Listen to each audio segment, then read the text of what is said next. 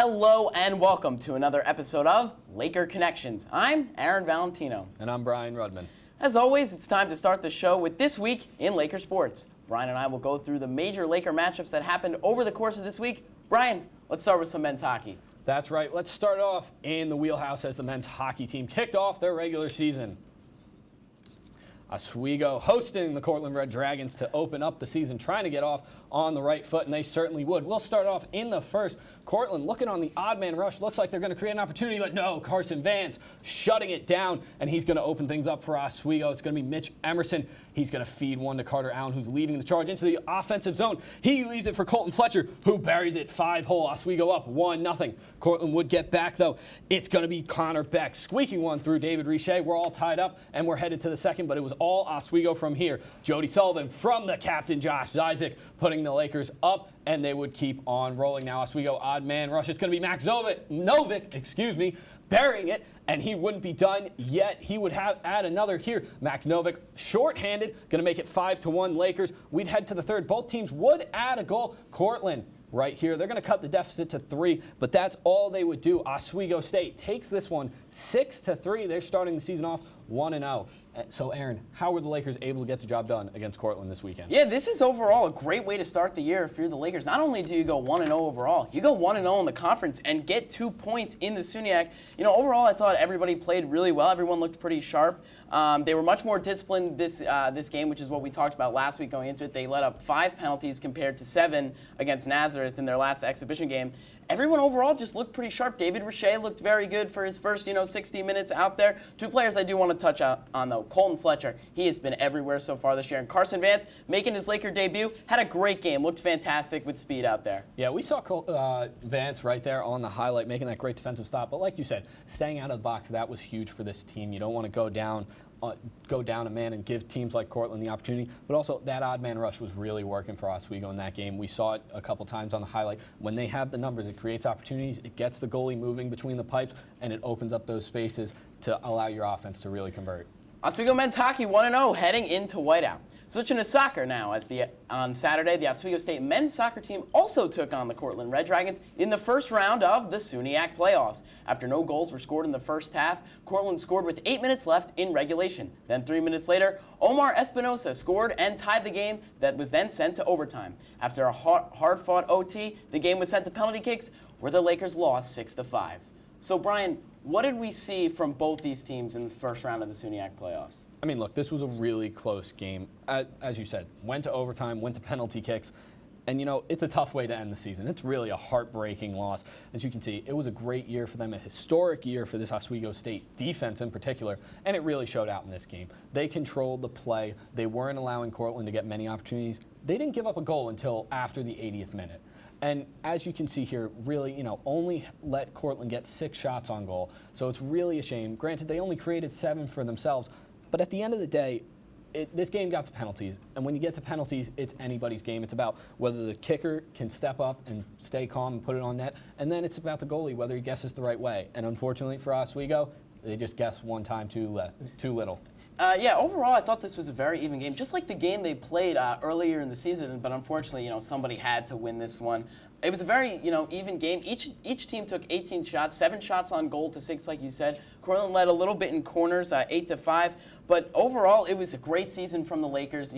They're bringing back Brian Terra next year, which is going to be key for them. It was a historic year. I was really impressed, the way they were able to keep up with some of these ranked teams and ranked defenses. Teams like Cortland, teams like Oneonta, who are obviously still in the playoffs. Overall, a great year. Unfortunately, when a game goes to penalty kicks like this, it's really anybody's game. Like you said, if the goalie doesn't guess right, that's a loss for your team. Yeah, tough way to end the season for the Lakers. Switching now to the volleyball court as the Oswego State volleyball team fell in a clean 3-0 sweep to the Cortland Red Dragons in the first round of the SUNYAC tournament. The Lakers came in with high hopes of a playoff run, but were just outplayed by a talented Cortland team. Aaron, what happened to the Lakers in this one? Yeah, it's an unfortunate loss for the Lakers this year.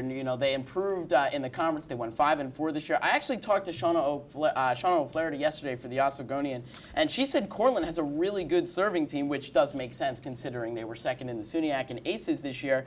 And because of that, the Lakers, they were never really able to get comfortable. They were never able to really, move the ball around into a good set, into a good strike.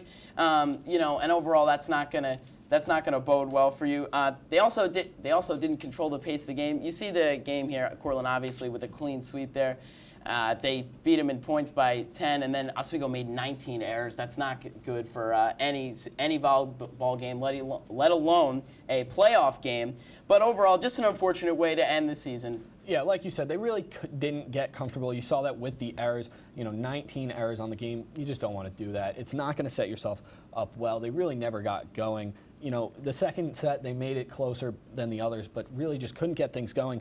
And, at the end of the day, they needed girls like Shauna O'Flaherty, Lauren Fye to step up, and unfortunately it just didn't happen for them. And when you go back to the season as a whole, it was a pretty good season. They, most wins since 2015, 20 wins on the season, and they made it to the playoffs for the second straight year. So look, this was a very close-knit group on this team. They've certainly built in the past seasons, but at the end of the day, just couldn't get it done with Cortland, but a good building block for this program as a whole. Yeah, absolutely. I would have to agree. We are going to take a quick break, but our Whiteout episode is just beginning. After the break, I'll be sitting down with the man who has given both Plattsburgh and Potsdam trouble throughout his career. That's right, senior captain Josh Zyzek will be joining me in the studio. Don't go anywhere. You're watching Laker Connections on WTOP 10.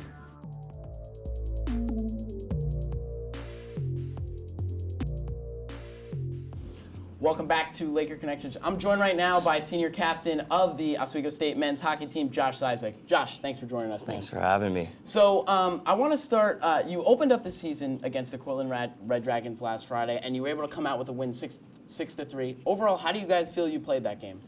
I think we're happy with the way the game went for us. Obviously, it wasn't our best 60 minutes. Kind of fell apart in the last 10 or so minutes. But at the end of the day, it's a win, and that's exactly how we want to start off the season. Yeah, definitely. Getting 2 points in the conference is always helpful. So through the first 3 games, you guys have struggled a little bit on the power play. You're just 1 for 16. What do you feel the reason is for not being able to capitalize on those power play opportunities? I think we've just been trying too much. We've kind of mixed up our system from last year, added a couple new players to it, and then we're not bringing pucks to the net as much as I think we should be. We're just trying to make the fancy plays, and not that it's hurting us by any means, but like you said, we haven't been able to capitalize. I think this upcoming weekend, we've worked a lot on it on practice. So I think hopefully it should be all good. Yeah, definitely. 2 big games this weekend for sure to fix that. In 11 games against the Cardinals and Bears, you've actually had great success scoring 6 goals and racking up 5 assists in those games, including a hat trick last whiteout weekend against Potsdam. Why do you feel you've had such great success against these 2 teams? I think it just stems from the whole season, to be honest with you. This whiteout weekend, obviously, it's earlier in the season, so we're kind of fresh and everything like that. But the other ones have kind of been mid-season, right in the swing of everything. And a quick goal or an assist early in the game or in the weekend, the confidence just is on an all-time high. Yeah, that's great to hear. As a senior, you've been here 4 years now. You're the captain of the team. You were assistant captain last year. What does this whiteout game mean to you? It's huge. It's a really special experience to see the crowd and the fans and everything. And it's my last one, right? So it's really important for us, myself, and the 14 other seniors that we have to get the win. But at the end of the day, it really is only 2 points. It doesn't matter who we're playing. It's 2 points for the conference. Plus, we can't overlook Potsdam. That's another big game on Saturday. So we just really, at the end of the day, just want to win both these games. Whiteout weekend, not only a big deal for the fans, but for the players as well. This is a very experienced and talented team. Like you said, you have 13, 14 seniors on this team. Do you feel that this team is talented enough and experienced enough, not only to go far as the SUNYAC championship, but in the NCAA tournament as well? Oh, absolutely. Like I kind of said earlier, we got 14 seniors. Almost every one of them they all have played for the team for at least 1 year. And we've been to the tournament. We've been to the finals last year. Unfortunately, we lost that game, and then we made it to the tournament. So we know exactly kind of what goes into it, how hard of a season it's going to be. Everybody brings their A game when they come into us, so we go to play us. So we know how it's going to be. But yeah, I mean, our goal right now is a SUNYAC championship. After that, then we can look onto the NCAAs, but we got it 1 step at a time. We can't jump too far ahead of ourselves. Yeah, you guys definitely have the experience. You've all been playing together for a while. I think that definitely helps. All right, we got one last question for you. So if you score this weekend, what's the goal celebration? I got to know. I don't know. It's kind of whatever comes to my mind. If it's in the end with all the fans, I love to just jump into the fans, kind of give them a celebration that they can be a part of. if it's at the other end, I know that's where all the boys are standing. So if I can maybe get to that corner, bump into the glass for them, have some fun with them, that'd be a blast. Yeah. Yeah, definitely. Do you have like a signature one that you like to do? One that you've gone to in the past? Last year I remember in Plattsburgh I did a nice fist bump, but I try to keep it kind of mellow, you know what I mean? Try not to get too crazy. I know a lot of the guys on the team like to have their fun with their celebrations. Not so much myself. I like to kind of keep it calm because you still got the rest of the game to play, right? You can't get too far ahead of yourselves. Depending on what time you score at, you still got most of the game to play. Yeah, absolutely. You want to stay focused on the team. Thank you, Josh, for joining us, but the countdown to whiteout is just 22 hours away. I'll have Brian Reed join me at the desk to catch you up on all things you need to know for this season's whiteout weekend. Stick around. This is Laker Connections on WTOP 10.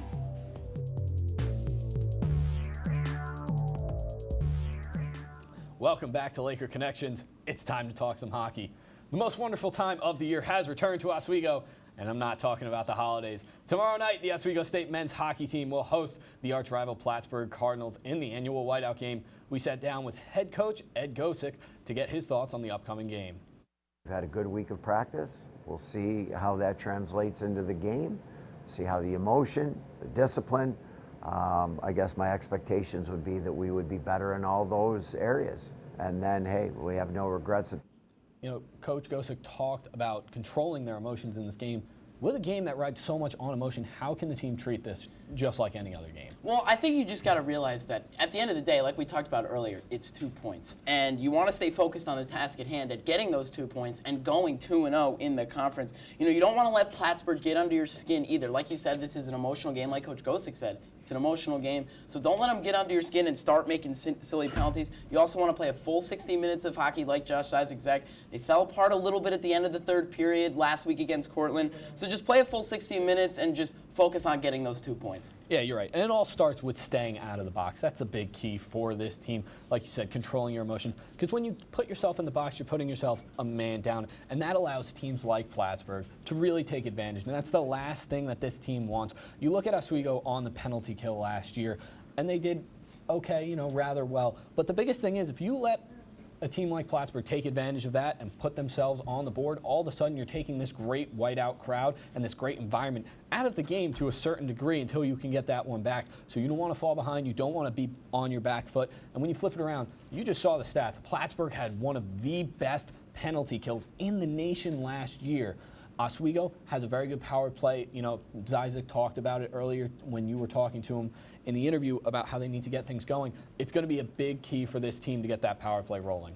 Yeah, I definitely agree with that. One thing they also got to keep doing, they got to keep killing penalties. They haven't let in, I don't even think, maybe 1 or 2 power play goals in the first 3 games that they've played so far this year. And as far as Plattsburgh goes, like you said, they had a great penalty kill last year, a 9/11 percentage on the penalty kill. But through the first 2 games against Brockport and Geneseo, they haven't done that. They've let in 2 goals on the power play, 3 goals actually on the power play. So, if you're Oswego, you got to attack Plattsburgh and maybe get your own power play rolling for sure. Absolutely. Great opportunity for Oswego this weekend to come up with a big win in the SUNYAC. Yeah.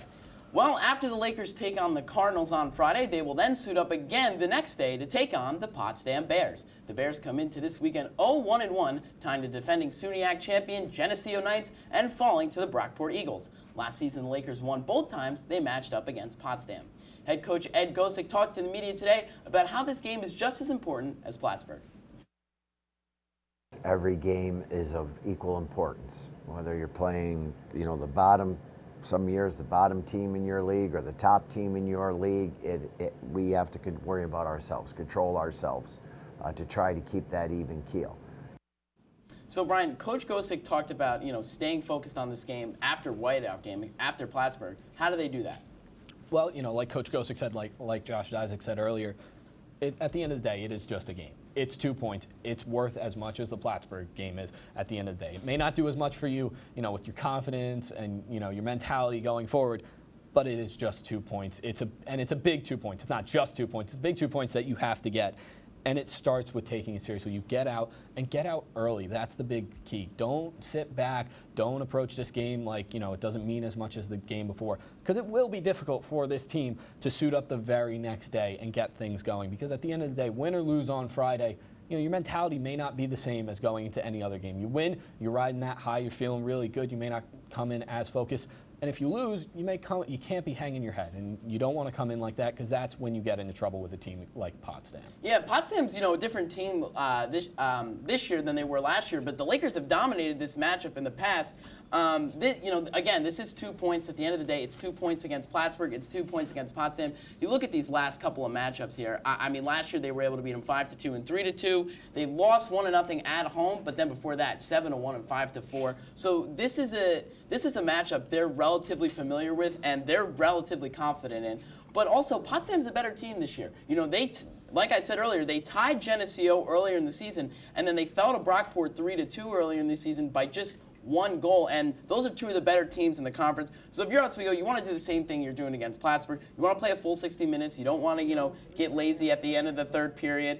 They're going to have a lot of power play opportunities in this one. Potsdam's letting up a lot of penalties. So the Lakers, again, another opportunity for them to get their power play going. And if you can come out of this weekend 3-0 overall, 3-0 in the conference, and with 6 points in the SUNYAC, that is huge going down the stretch. Yeah, it's a great opportunity. And you got to remember, when Oswego lost to Potsdam, that was just in a tough spot for them. It was the end of the year. They also lost to Plattsburgh that year. It was just a tough weekend for them. So obviously a situation where they want to be in coming into this weekend. We are going to take a quick break. When we come back, Brandon Ladd will join us for Laker Showdown. Brandon, you want to give us a quick preview? Thanks, Brian. Whiteout weekend is upon us, and the Lakers have 2 huge games this weekend. Which goalie will be more impressive Friday night? Is there a first-round bye on the line between Oswego and Plattsburgh? And can the Lakers' power play get going? All that coming up next during Laker Showdown on Laker Connections. We'll be right back.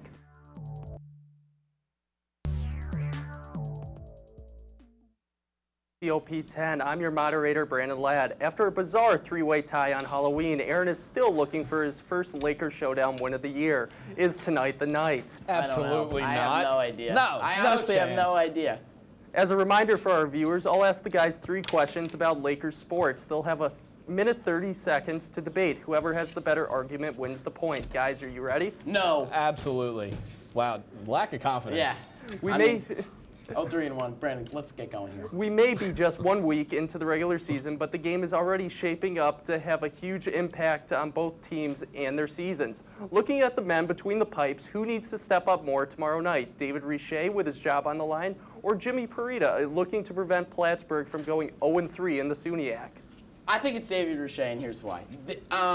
We need that sophomore year. David Richer came in here, wowed everyone. We need that guy again. He cannot be letting in these goals in the last couple of minutes of the game. And partly, not all of those are his fault. Part of that is the defense, but he needs to save those goals. And Oswego is not going to score 6 goals every single night. On nights they're only going to score 2 or 3, which they might against this Plattsburgh defense. He cannot be letting in a lazy goal at the end of the third period to tie the game or even take the lead. This is an Oswego team with a lot of talent and a lot of experience, and they want to gun for a SUNYAC championship. And if they want to do that, David Richer's got to step up, and it starts tomorrow night in the wheelhouse against the arch-rival Plattsburgh. All right, let me tell you why you're wrong, because you are. It's Jimmy Parita. This Plattsburgh team, unlike Oswego, doesn't have a great offense to bail out their goalie. If David Richer gives up a couple goals, Oswego has the offensive firepower to get it done. Plattsburgh just doesn't. Right now, at this point, they don't. Jimmy Parita needs to step up. This Plattsburgh team is built around defense and good goaltending. That's how they win games. So what does that mean? Your goaltender has to step up. Also, this game, at the end of the day, in the SUNYAC, this means a lot more to Plattsburgh. They're 0-2. If you fall to 0-3, that's a big hole. That's a deep hole to dig yourself out of. You can't go 0-3 if you're Plattsburgh. But it's got to be Jimmy Parita, and he's a bigger and point. Geneseo, 2 of the tougher teams in the SUNYAC, like we've been saying all night. For Plattsburgh. If they're going to win, it has to start with Jimmy Parita. It's been that way for the last 2 years. I think it's got to be Jimmy Parita. And the point's going to go to Brian. I agree. Richer, if he gives up a few goals, Oswego can make up for that. Throughout the rivalry between Oswego and Plattsburgh, seeding in the SUNYAC playoffs is almost always affected. With there seeming to be a great amount of parity around the SUNYAC right now, will a victory in this game for either team guarantee a first-round bye? No. Look, it's just too early in the season. It is way too early. This is the second game of the regular season for Oswego. It does not guarantee anything. Like you just said, Aaron, we got a long way to go. For Oswego, if they win, yeah, It's a big game. It puts them in a good position. But at the end of the day, they still got to go up against Geneseo twice. They got to go up against Brockport twice. They found trouble with Buffalo State last year. There's nothing guaranteed. Morrisville actually won twice last weekend. They look a little better this year, so they may not be as big of a pushover as they were last year. And at the end of the day, for Plattsburgh, they're 0-2. Even with a win, they still have a losing record. It doesn't mean that much.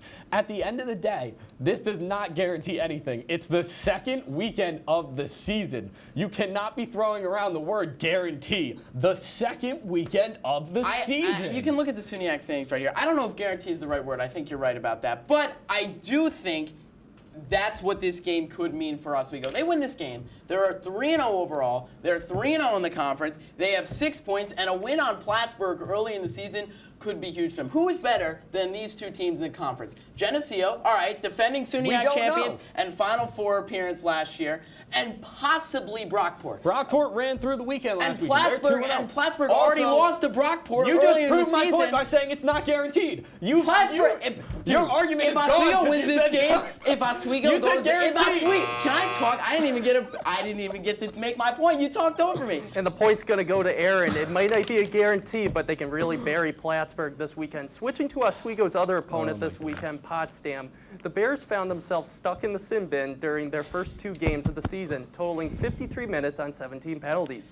41 of those came in their game against Brockport, with Oswego struggling to get going on the power play. Is this Potsdam team what the doctor ordered for the Lakers to find their groove? I don't think so, because it's very early in the season. This is their 5th game playing overall in the wheelhouse. You know, it's their 3rd regular season game of the year. And overall, yeah, they may be 1 for 16, but they're getting a lot of shots on net, which is exactly what you want to do with the power play. I think part of the reason they haven't gotten going yet, and one of the reasons I still don't think they're going to get going on Saturday, is that, you know, they haven't 100% figured it out yet. You know, this is still early in the season, like I just said.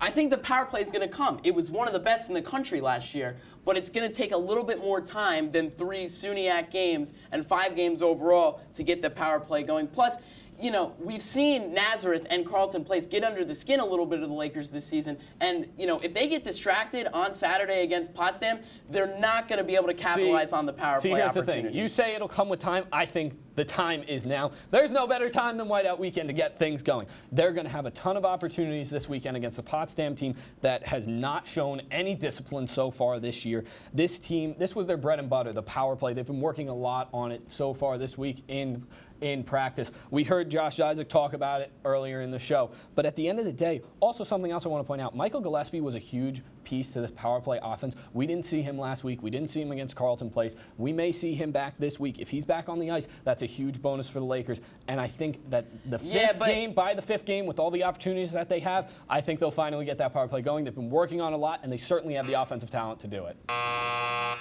And the point goes to Brian. Brian wins again. Really, dude? Of course. That's all the time we have for this special Whiteout edition of Laker Connections. Be sure to tune in for tomorrow night's WTOP 10's hour-long pregame coverage of Whiteout Weekend, hosted by yours truly, beginning at 6 p.m., followed by Oswego vs. Plattsburgh. For Brandon